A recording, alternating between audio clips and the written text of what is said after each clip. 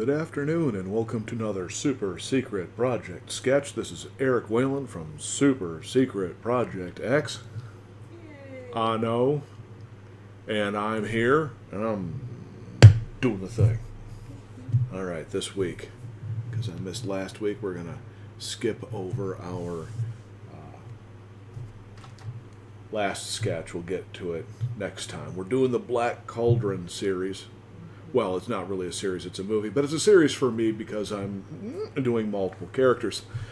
We're skipping past the main character and going right on to Gurgi, a character in which that I have a slightly divided opinion on. I have had a chance since the last episode to finally completely rewatch Black Cauldron, and I gotta say, I enjoyed it way more than the last time I watched it. Black Cauldron is great in so many ways. It's not perfect. I will not say it's perfect, but it is. It's better than I remembered. It's like a sword and sorcery heavy metal video that Disney animated. Clearly no heavy metal. I'm not saying there's heavy metal in it. I'm saying that if there was, you would not be surprised. And the thing that I loved about Gurgi was he was probably the pinnacle of... No. The French guy from Atlantis was the pinnacle of obnoxious side Disney characters. Moliere. Yeah, Moliere. Which is, I'm fairly certain, a crime. And somebody will pay for him eventually. However, Gurgi was pretty bad. But what they did with Gurgi in the story, past the obnoxiousness, was actually really good. I got to that point, I'm like, oh yeah, Gurgi, blah, blah, blah, Gurgi. And you get to this moment where the villain has essentially won. The Horned King has essentially won, and his army of the dead is marching on whatever the heck it was they were marching on. I think he just wanted them to march. Anyways, they were marching. And all of the inconsequential, non-combat characters being the heroes of the movie were all chained up, and they had lost. No ifs, ands, or buts, they'd lost. And then Gurgi shows up, and he ended up fighting his own cowardice to help a friend because he finally had one, and I kind of went, actually, that's pretty nice. Right. So he ended up fighting his own cowardice just because he had a friend, finally, and he's never had friends before. And he not only frees the main characters, and they're right next to the Black Cauldron as it's boiling and seething its pure evil into the world. Again, heavy metal. And what was really nice about it is the only way to destroy the Black Cauldron is not to throw somebody into it, but for somebody to sacrifice themselves of their own free will climbing in. I gotta say, of all the sword and sorcery stuff, that was badass. I was literally going like, oh my god, I'd forgotten how good this was. And so you have to sacrifice yourself to it. So because Gurgi did not want his only friend to sacrifice himself to it, dropped himself into the Black Cauldron. And it was a scene of a little side Disney furry character dropping itself into the very maw of hell. And I was literally going like, is Rodney James Dio playing something in the background? I mean, this is so over the top. So classically like metal swords and sorcery kind of a thing that I was just going like, wow. I ended up really getting into it. And Gurgi was obnoxious until they made him not obnoxious and kind of awesome. And was eventually a character that I have to really respect. They made me respect a side obnoxious Disney character. I mean, give them credit. That's pretty good. That is pretty good. As I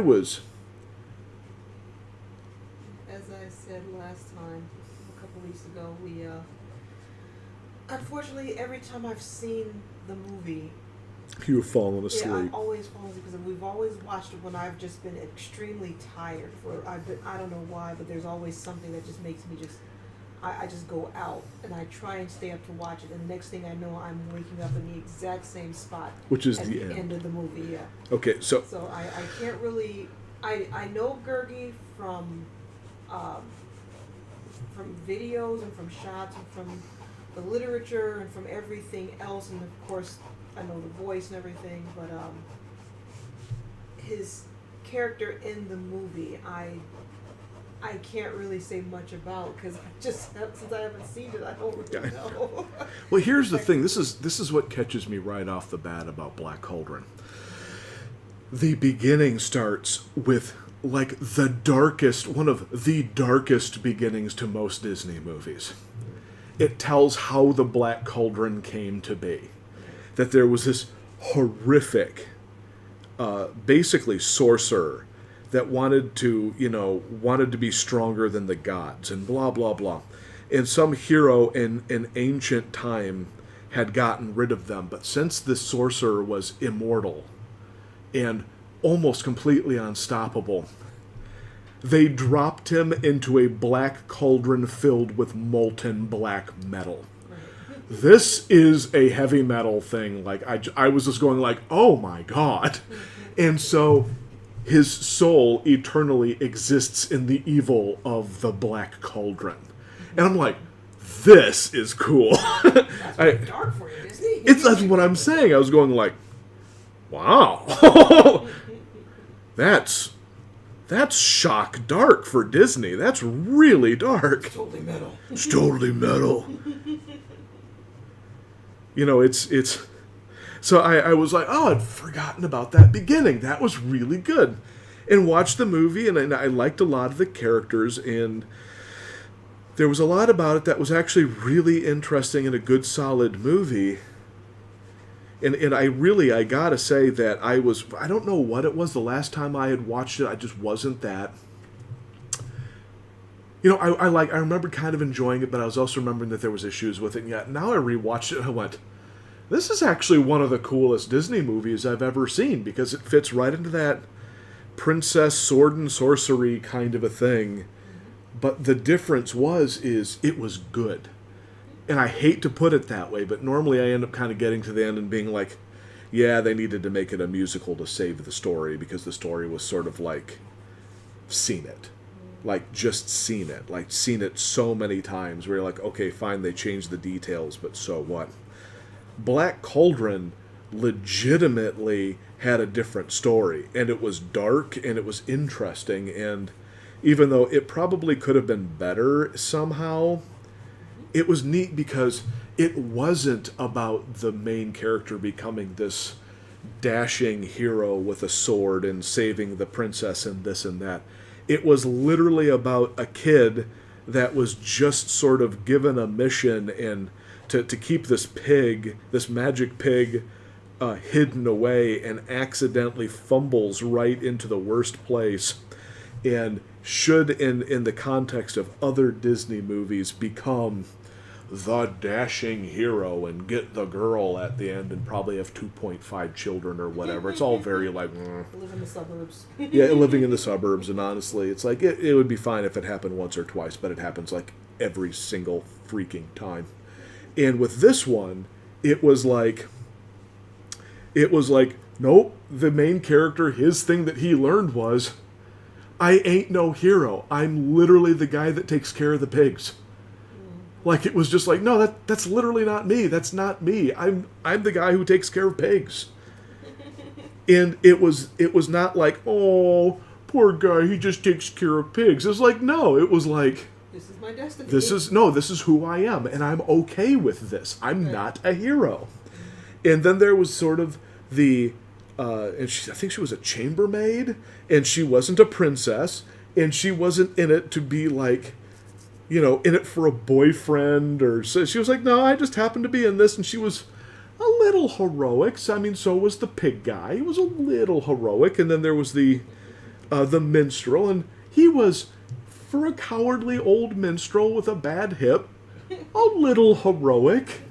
But it was literally like no heroes. Like everyone, I was like, we got to do the right thing, but none of us are hero material. And I'm like watching this movie going like, this is actually kind of cool.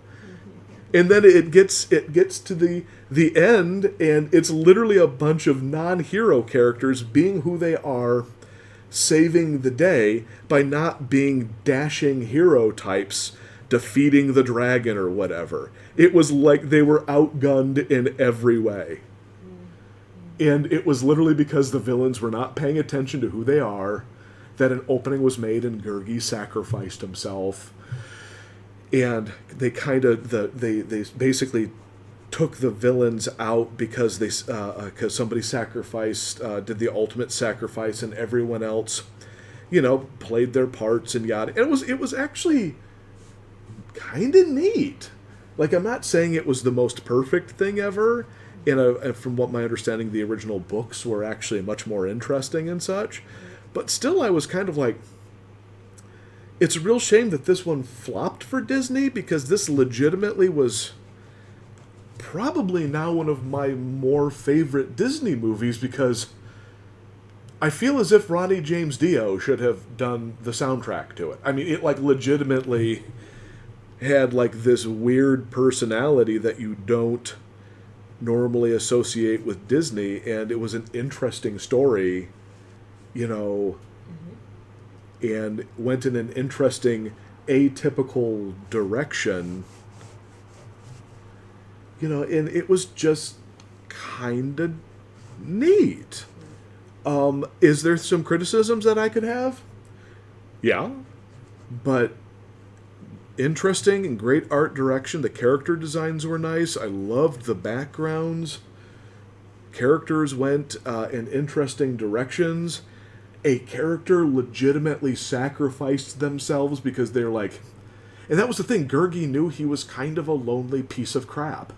Like, he wasn't that good of a person. Yeah, I mean, when he first met him, he's like... He was a thief. Yeah. He was a cowardly thief. He did that little annoying thing where it's like, oh, I found your thing. And then instead of giving it back, his apple, instead of giving it back to him, he takes a bite and then has like, you little snot, like, what kind of, like, now I've got like Gurgabetes all over it. Yeah, exactly. It was just like... gross little... Yeah, he's just sort of a foul, gross little thing. And then he kind of went, wait, I have a friend? Yeah. Somebody actually likes me, even if it's not, like, a lot? So it was kind of like this, I'm lonely, and I'm not that good of a person, and at this moment I can make a difference. I thought that was actually kind of neat. Like, compared to most Disney movies, that's actually got a little bit of interesting substance to it, most of which it's just like, yeah, I gotta breed this chick, I gotta take this dude down. And then it's just like, oh, I mean, don't get me wrong, I mean, a lot of Disney princesses are hot, I mean, I kind of get it, but that's it? That's the plot? I mean, it's kind of a plot to a porn movie, but okay,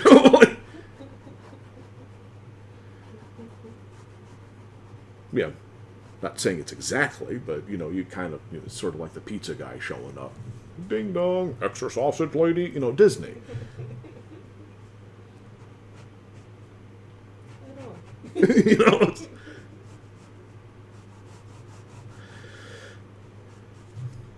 But yeah, no, it was a good experience. I was going like, oh man, imagine what would happen. This is what seems to happen every single time. Disney does movies that I like and they flop, so Disney doesn't go the direction that I like. They go... It, like, happens every single time. Like, every single time I'm like, I enjoyed that Disney movie. No, Zootopia is the only example of that not happening. But, it's just like, I enjoyed that movie. Oh, I see. Emperor's New Groove. We're not doing that again. The Emperor's New Groove was amazing.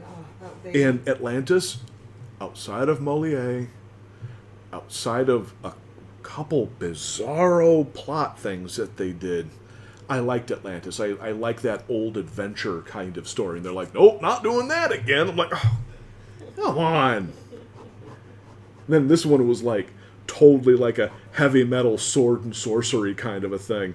Nope, not doing that again. Oh, Disney, come on. You jerks. Isn't that a Disney scared? Yes, but we're scared with like billions of dollars. I know, no joke, right?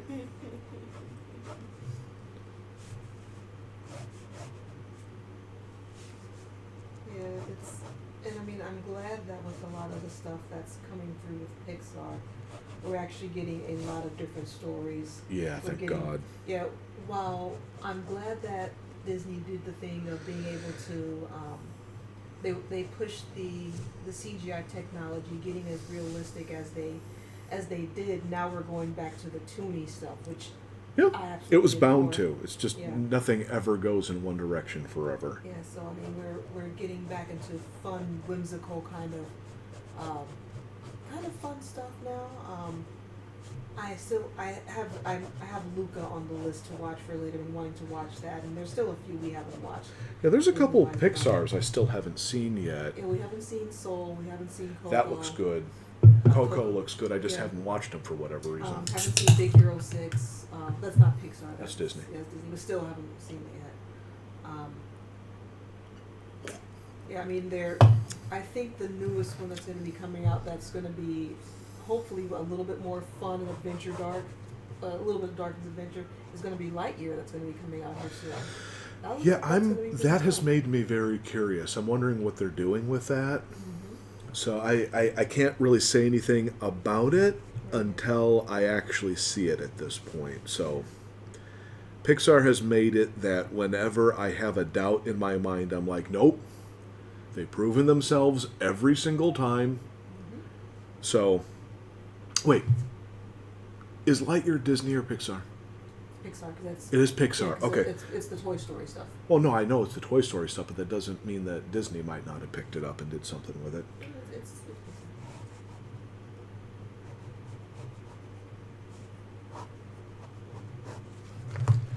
But yeah, just I'm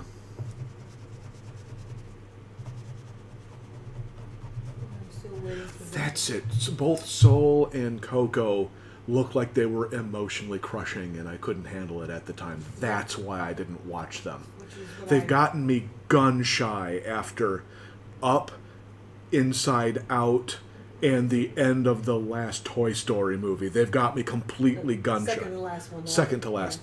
They got me completely gun shy. Like Turning Red. Mm-hmm. Turning Red. It just felt as if it wasn't going to suddenly emotionally mug me.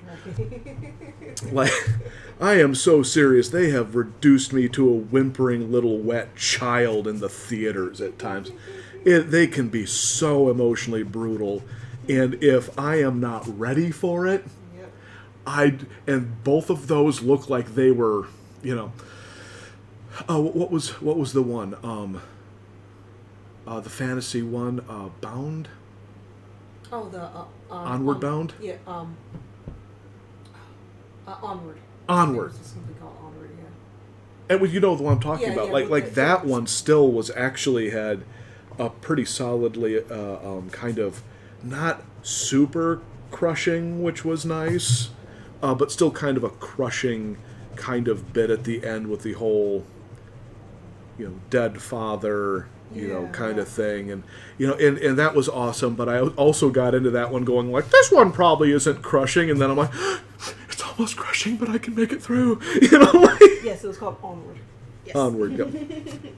Yeah, Onward Bound is our friend's Yes, book. I just remembered that.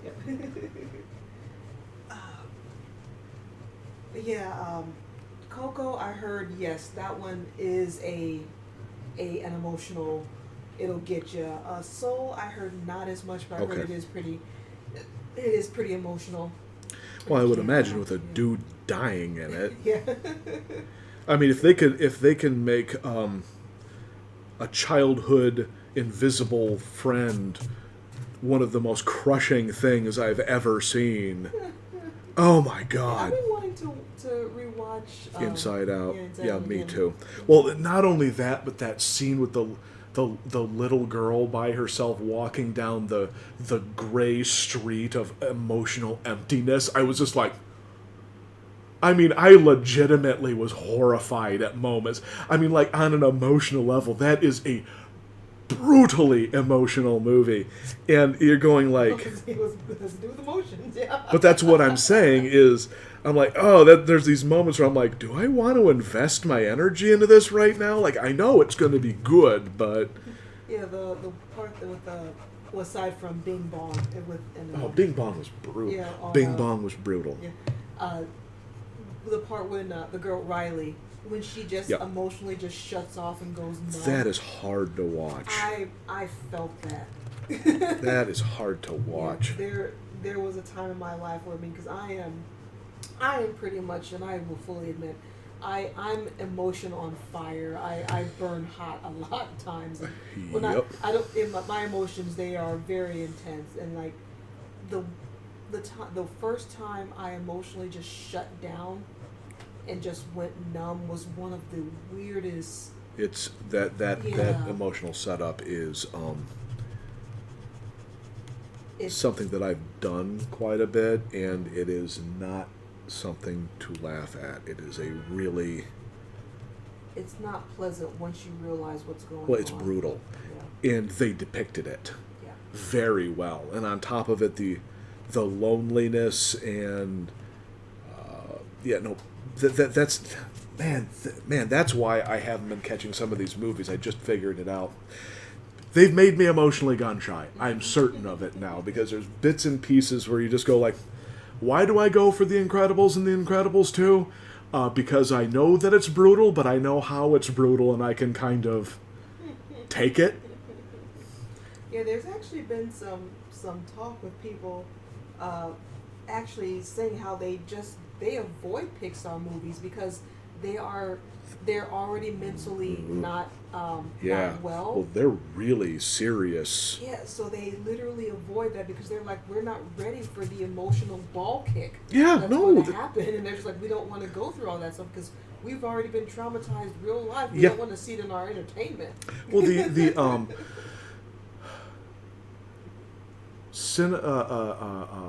cinema therapy guys on YouTube, they have literally discussed this. And what's nice about these are it's two grown men talking about the psychological stuff in movies and this and that, and they will not edit out when they start just losing it emotionally.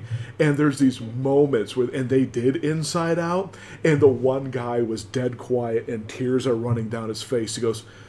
He's like, I heard him just go, God damn, this is brutal. And he wasn't joking. He was just going like, oh man, this is really, he's like, how does Pixar do this? This is so hard to watch. And that's what I really like about it. It's just like, it's just like very emotionally aware entertainment.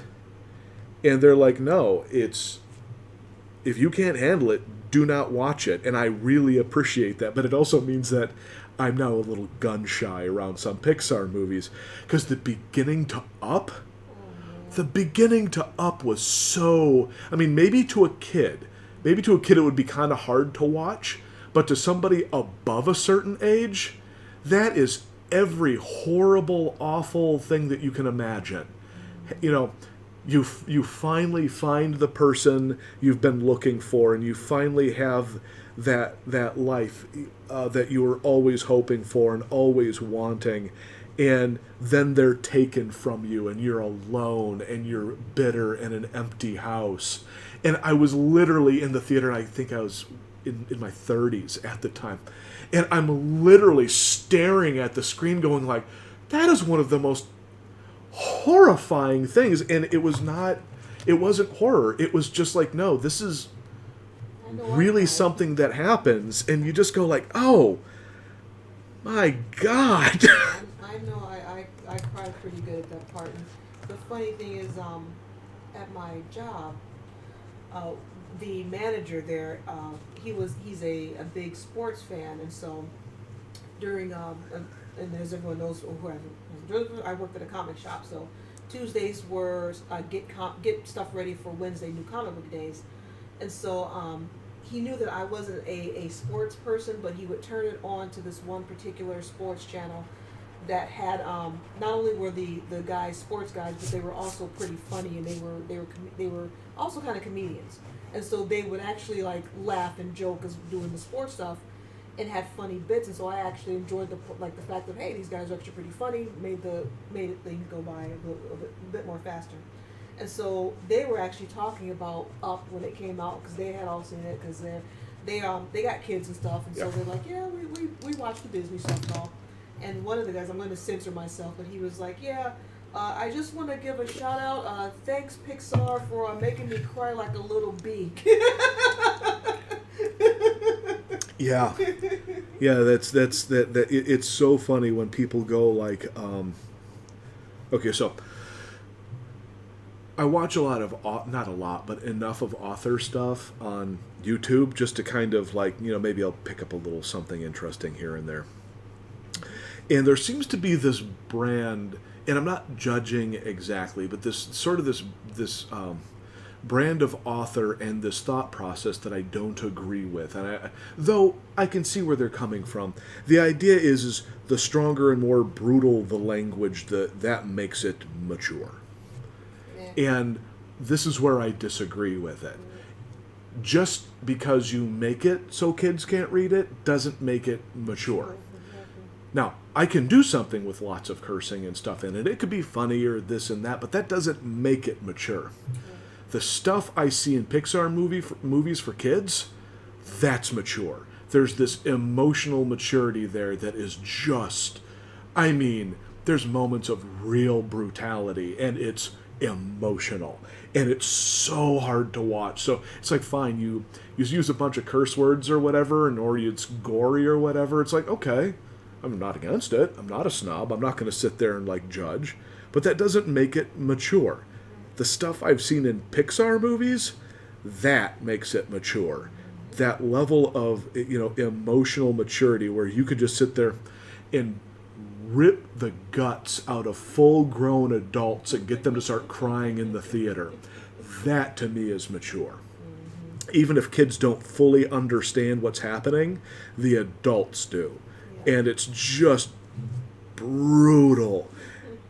And I'm going like, okay, Coco, there's a grandmother in there. I don't know if I can take this today. What are they gonna do to me? What's up with Encanto? And I know you're not really gonna do that because of the musical. It's a musical. I have a hard time with them. But I watch it, and I want to watch it again because I know there's a lot of stuff that I missed in there because I really enjoyed it.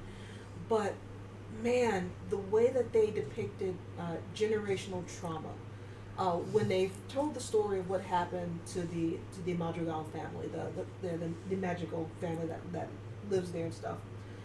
The point was told from the grandmother's point of view when she was younger, and she was carrying, or she had her triplets, her 3 babies and stuff, and showing how her husband sacrificed himself to protect her and the villagers, and how their house and their town and Kanto, how it came to be. And so when she was reminiscing on the story, you saw the flashback and everything was gauzy and blurred and beautiful, and she was looking at her husband with such adoration, and he was so heroic and sacrificed himself and all that, and she just did what she had to do to make sure that everything and everyone was okay. And then when they had the flashback of what truly happened, when the main character, Maribel, when she was looking through the flashbacks, because she was able to walk back basically and see what happened. When she saw from her point of view, you just see the grandmother she's collapsing and tears are running down her face, and you can just see the hurt and pain as her husband stands against the conquistadors who are coming in, and they like cut him literally asunder, and you just see her just break down with these three tiny babies in her hand, and the entire land just erupts in her sadness. And that's how basically the place came to be. She was basically saying, yeah, the place was magical, but the place was literally formed off of her trauma. Yeah, see, it's. I might want to actually see this. It's just that the format of musicals is so hard for me to take seriously. I'm not saying that it can't or that there isn't. It's just on average It's to. not your thing. Well, yeah, but that's what I mean. Is like it just is very difficult for me to absorb story that way because I'm constantly going like, when are you going to do the next one? Like and I like those moments where something important happens in the story, and when they replace it with something that's just people suddenly start dancing and silverware starts spinning, and I just go like, I legitimately feel ripped off. See, now, I just feel like that was the cheapest way to handle something that could have been beautifully written with characters, and I realize that that's not always it. see, and I that's- know that there's examples that it isn't that way, but man, is that ever tough. And that's where, like I said, you might have a hard time because while the while the while that during that part, it's actually being told. It's not being sung, but there is a musical interlude as that part is happening. And so it's, Good, because and so yeah, they're not breaking in the song doing that stuff, but it is a musical telling of what's going on and stuff. oh sure, and it's not that I don't think that can't work. It's just that on average, when I've seen it, I just usually feel very disappointed. See, and I love musicals, but for some reason I just can't get behind the guy who's Lin-Manuel. His stuff is good. I just for some reason I just It's can't. okay. His musical stuff is just He doesn't not really, suck, but I don't Yeah. think he's this genius that everyone keeps. I guess I've missed something. Well, it's not that you've missed something. I'm right there with you, and I'm just like I'm pretty musical adept, and I'm just kind of like, oh. I mean, it's okay. Yeah, and it's like with that's one of the reasons why I have It's to like, your advantage is you don't suck. yeah. But I don't see why everyone's excited about you. Yeah, and I really I like the stuff that gets put along with it, but his style of at least the Disney musical stuff is so rapid fire. Go the words are so fast moving, and it's like Yeah, I can follow a lot of that stuff, but it's just I'm trying to how to say it without sounding snobbish or yeah, like I'm pushing it off. It's not to me. It doesn't push the story along. It's just there for the sake of music. But that's what I'm saying is when you have that form of a musical, it's like, okay, fine, you're going to give me a musical interlude that has nothing to do with the story. Okay, I mean, I could be good with this, but then I have to enjoy the music. And I'm not saying that people that like that music is bad. I'm just saying that music just does nothing for me. It's not my style of music. So I just sit there going like, oh, okay, so you're forcing me to watch a music video to music that is bad, but I just don't care about, and I'm not getting story? I'm like, I just have such a hard time with that. Yeah, and it's like I mean, and the funny thing is, I love the Disney Renaissance musical stuff because I mean Some of it was pretty good. It yeah. actually pushed the story along and introduced stuff and made it made sure the scenes transitioned and all. Yeah, there's a lot of stuff in Aladdin, that I remembered enjoying. Yeah, yeah. And I'm not like a huge like Aladdin fan, but even as a non-musical guy, I love the music of Aladdin. I mean, and even as a non-musical guy, I remember enjoying parts of Aladdin because of that. And but I've seen a ton of musicals where it's like it's not even doing that. yeah, I mean, of course, I always mention one of the best musical interludes or musical songs, Hellfire from back in the that day. was one of the I mean, ones where they did a good job. that whole the way they put both songs, they went from Heaven's Light to Hellfire, and they did two songs and they just transitioned one of the show the duality, what was going on, And it worked. That was an absolutely amazing moment, like musical wise, cinema wise, and just overall just animation wise, the way they just transitioned from one to the other like that. and it was such a great trip. The way they just brought they made the scene go. Okay, And here's so- a weird one for me. In minus one or two songs in all of Steven Universe, I liked all of the musical stuff. There was one or two that I kind of felt like it just didn't work. I get you. Yeah, same here. But overall, like especially with the whole Pearl and Greg song, Oh, when they did the actual musical, and it was the and it was about them both loving rose quartz, Yeah, and yeah. that I was like, that worked. That worked because there's the story, there's the character, they did stuff with it, it was beautifully storyboarded, blah blah blah blah. Here's the weird thing. I have zero intent to watch the Steven Universe movie because it is a musical. I love it. No, it's fine. Anyone can enjoy it all day long. I have no intent on rewatching it because instead of all these musical pieces really working well like that, and I have no way of saying why this is true.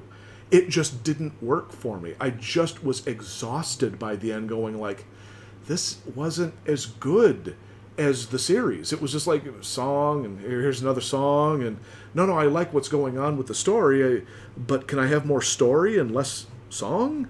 And in Steven Universe the show, the music worked, and sometimes including like the Pearl and Connie training sequence, it probably could not have been done better without it being. That's one of my favorite. Yeah, it was really songs. good. That was, look, I got it because I have it on my. I actually have 4 of the soundtracks.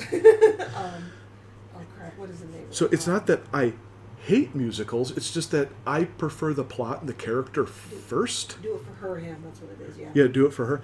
I prefer it first, and with a lot of musicals, it's like they're of the opinion that as long as something is spinning and dancing and someone starts singing and it's about my longing or whatever, that it's going to be great. And it's just like, no, sometimes it's just a song that interrupts the story.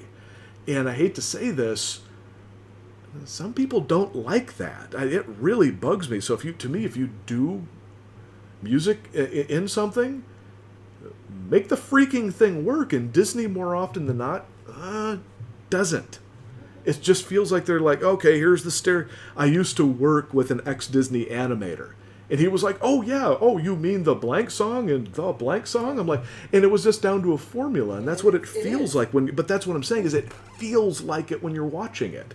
It doesn't feel like, story. It feels like here's this dreadful formula that we keep doing over and over and over, and it's just like, ugh. For a person like you who doesn't really care for that stuff, yeah, that's what it's going to turn into and be.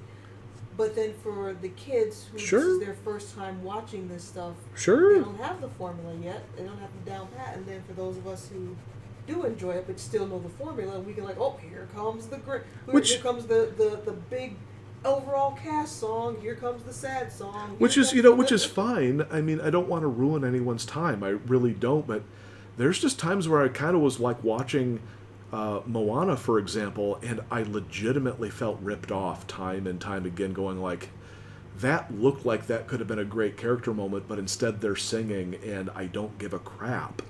Give me a character moment. Don't give me a song.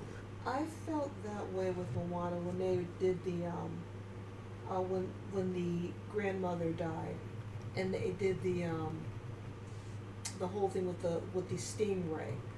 That was an absolutely beautiful moment, and even then the song, I think the song, it fit, but it could have been better.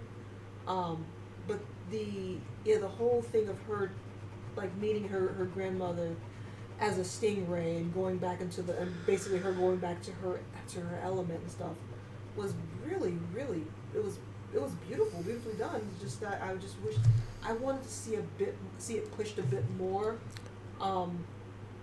They could have done a lot more with the emotion, but that's what I'm just saying. Having a bit more, pushing the song, and not the singing, but pushing the song. But that's what I'm saying is, what we were given was including, by the way, I think that if the music, no offense to anyone out there that likes it, but if the music was better, then maybe it would have, but I felt consecutively ripped off over and over and over again, being like, oh, instead of, giving me something that gets me into the characters and the story more, I'm just getting this weird thing.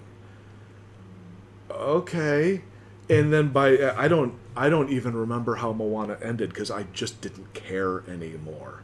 I was just like, oh, It was I don't care. So I just kind of really stopped paying attention. the big fight between the giant land goddess that was it was the big volcano lava goddess, and then Sure. she got basically got calmed down. Yeah, but the problem is by that time I didn't care Was checked out at all. And yeah, I was completely checked out at that point. And I was going like, oh, and I was going like, wait, is this the end boss, or is this just another musical sequence with something stupid happening? I want to watch it again. I don't. Because like I said, I want to see all the stuff that I missed. Because I think at the time, you were getting so upset that it was like distracting me. So I was like, I just didn't understand. I was like, you guys finally do something really cool with a really interesting group of people. So I finally get like Pacific Islanders, like the people that navigated the oceans with basically Stone Age level equipment, like really interesting stuff. And you make their god rap. I have nothing against rap. I really do not. But I was also lost. I was like, can I have a good story? And instead it was like, hey, look, Pacific Islanders and their god raps. I'm like, oh, I was just so disappointed. I was so looking forward to it. And like everything about it was like, ooh, like I was really excited. And then it was like, oh, by the way, what was it?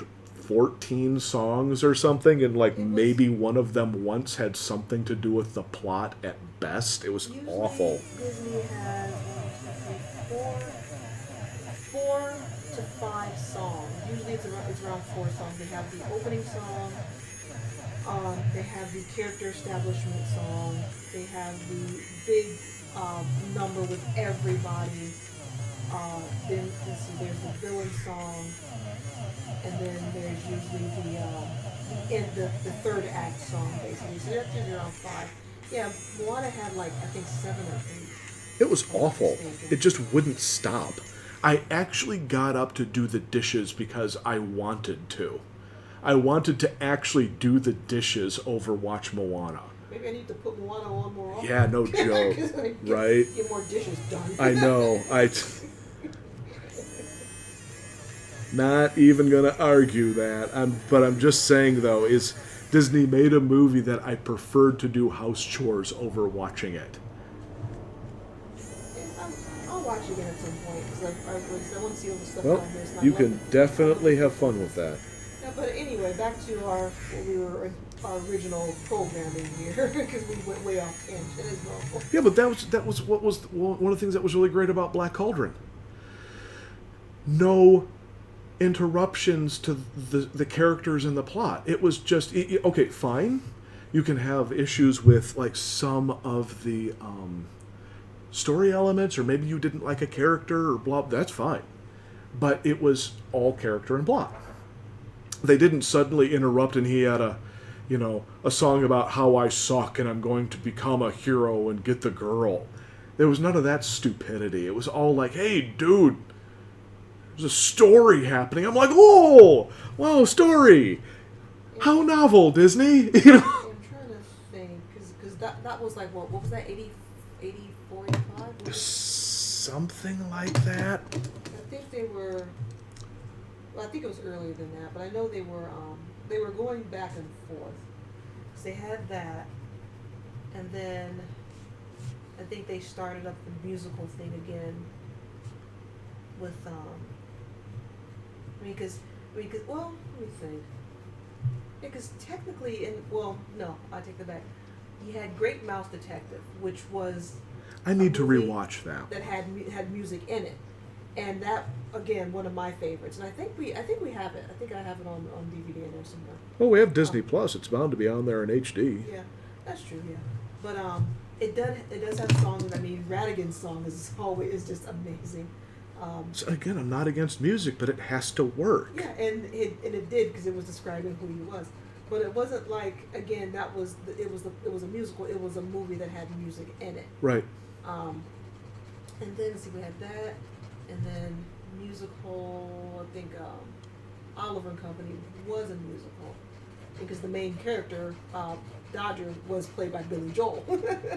So I mean, you're gonna have music, which again, I love Oliver and Company. That one had one of the most brutal bad guy kills ever. Holy Yeah, crap.